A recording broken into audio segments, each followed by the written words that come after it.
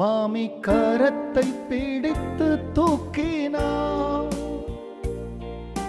பேதுரு வீட்டுக்குள் நுழைந்தார். மாமி கரத்தை பிடித்து தூக்கினார். காய்ச்சல் உடனே அங்கு நீங்கிற்று.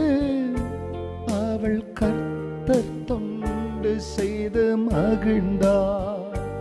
யெகோவா ராஃபா இன்றும் வாழ்கிறார். சுகம் தரும் தெய்வம் இயேசு சுகம் இன்றி தருகிறார். மனம் இறங்கும் தெய்வம் இயேசு சுகம் தந்து நடத்தி செல்வார்.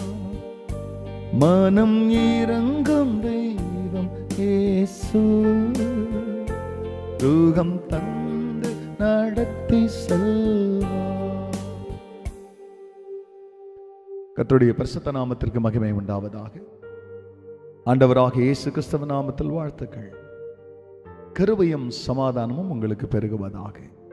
அன்பானவர்களே, இந்த நாளிலே தேவனாகிய கர்த்தர் நமக்காய் கொடுக்கின்ற அவருடைய வார்த்தையானது மீகாவின் புஸ்தகம் 6ஆம் அதிகாரத்தில் 8ஆம் வசனம். It is from the book of Micah chapter 6 and verse 8.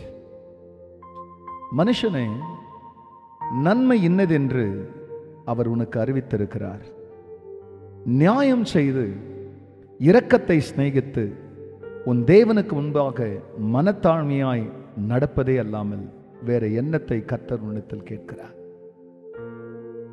அன்பானவர்களே, இது அந்த இடத்துல தீர்க்கதரிசி ஆகிய மீகா, மனுஷனே நன்மை என்னதென்று அவர் உனக்கு அறிவித்திருக்கிறாரே.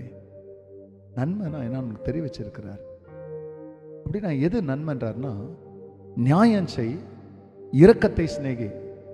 சில வேலையில் சிலர் வெளியே சண்டைங்க நடக்கும், சிலருக்கு பிரச்சனைகள் இருக்கும். கண்டம் காணாமல் போயிட்டு வீட்டுக்கு போயிட்டு அங்கே அப்படி நடந்துடக்கூடாது, இது தப்பு அப்படின்னு தப்பு நடக்கிற இடத்துல தப்பை தட்டி கேட்க மாட்டாங்க. ஆனால் தப்பு பிரியமானவர்களே நடந்து முடிச்சுட்டு இவங்க வீட்டில் போயிட்டு இது தப்பு அப்படின்னு பேசுவாங்க. ஆனால் ஆண்டவர் சொல்கிறாரு, நியாயம் செய்ய, தவறுகள் நடக்கிற இடத்துல இது தவறுன்னு சொல்லு, இரக்கத்தை சிநேகி. நியாயம் செய்து இரக்கத்தை சிநேகித்து பிரியமானவர்களே உன் தேவனுக்கு முன்பாக மனத்தாழ்மையாய் நடப்பதே இல்லாமல் வேற என்ன கேட்கிறார்? பெருமையா நடக்காத, மனத்தாழ்மையா நடு, இரக்கத்தை செய், நியாயம் செய்ய. பிரியமானவர்களே, இதுதான் நீ செய்ய வேண்டிய நன்மை. அப்போ தேவ பிள்ளைகளாய் இரக்கம் பெற்ற நாம், தயவு பெற்ற நாம், நமக்கு வழக்காடுகிறவராய் உதவி செய்கிறவராய் தேவன் வரும்பொழுது தேவ ஆவியை சுமக்கிற நாம் அதே ஆவியோடு தான் பாதிக்கப்படுகிறவர்களை பார்க்கும் பொழுது நாம் அந்த நியாயத்தை செய்வது தான் நன்மைன்றார். நியாயம் செய்கிறவர்களுக்கு நியாயம் செய்யாம கண்டம் காணாம போறதுன்றது தீமைக்கு அடையாளம். ஆனால் மனுஷனே, நன்மை என்னதென்று அவர் உனக்கு அறிவித்திருக்கிறாரே. ஆகையால் நியாயம் செய்வோம், இரக்கத்தை சிநேகிப்போம், தேவனுக்கு முன்பாக மனத்தாழ்மையா நடப்போம். கர்த்தர் நம்மை ஆசீர்வதிப்பார். ஆம் பிதாவே, இன்னைக்கு அநேகர் உங்களிடத்துல நன்மை கேட்குறாங்க. அவங்க ஜெபங்களை கேட்டு அவங்களுக்கு நீங்கள் நன்மை செய்கிறீங்க. ஆனால் அவங்கக்கிட்ட ஜெபிக்க வருகிறவர்களுக்கு அவர்கள் பதில் தருகிறவராக இல்லாமல், நியாயம் செய்கிறவர்களாக இல்லாமல், அவர்களுக்கு நன்மையை செய்கிறவர்களாக இல்லாமல், அவர்களிடத்தில் இருந்தும் இதயத்தை அடைத்து கொண்டு இல்லை என்று சொல்லுகிற கூட்டங்களுக்கு நடுவிலே நீர் கற்றுக் கொடுக்கிற அந்த வார்த்தையின்படி, மனுஷனே நன்மை என்னதென்று அவர் உனக்கு அறிவித்திருக்கிறாரே. ஆண்டவரே, நீங்கள் அறிவித்த நன்மையை செய்கிற மக்களாய் உங்கள் நாமத்தை அறிந்த ஒவ்வொரு பிள்ளைகளும் நியாயம் செய்வர்களுக்கு நியாயம் செய்யட்டும், இரக்கம் செய்வர்களுக்கு இரக்கம் செய்யட்டும். அதன் வழியாய் உங்களிடத்தில் இரக்கத்தை பெறட்டும். ஆண்டவர் இப்படி செய்ததற்கு நன்றி. எல்லா மகிமையும் கர்த்தர் நீரிடும். நன்மை பெற இயேசுவின் நாமத்தில் வேண்டிக் கொள்கிறேன் பிதாவே. ஆமென், ஆமென்.